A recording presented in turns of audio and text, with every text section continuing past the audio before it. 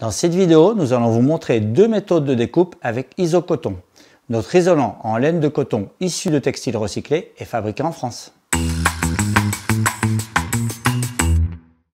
Nous allons commencer par mesurer la hauteur entre le sol et le plafond. À cette mesure, il est nécessaire d'ajouter une surcote de 2 cm lors de la découpe. Cela va permettre une légère compression de l'isolant et il pourra ainsi se maintenir en position. Il existe plusieurs façons de découper l'isolant. Pour la première méthode, prenez 2 fourrures et placez-les sur 2 tréteaux.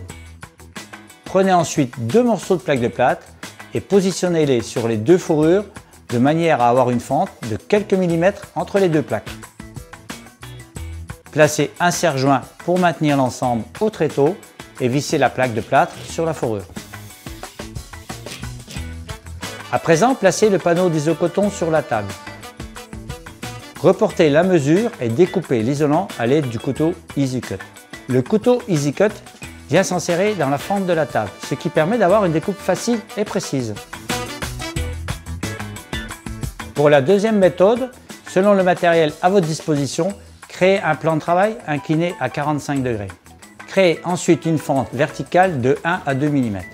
Sur le bord du plan de travail, vous pouvez également fixer une butée à l'aide d'une plaque de plâtre.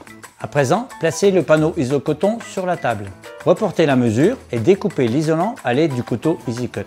L'insérez dans la fente de la table pour avoir une découpe facile et précise. Nous vous déconseillons de découper votre panneau au sol pour éviter de relever la poussière. La découpe sera plus compliquée et moins précise.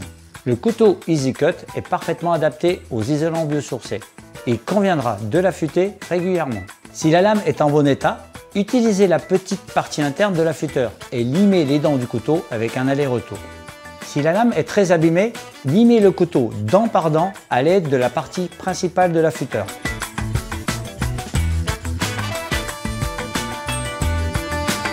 Ça y est, toutes les étapes sont terminées. Vous savez maintenant comment découper l'isolant biosourcé Isocoton. Si vous avez des questions, mettez-les en commentaire. Pensez à vous abonner et activer la cloche pour voir nos prochaines vidéos. À bientôt!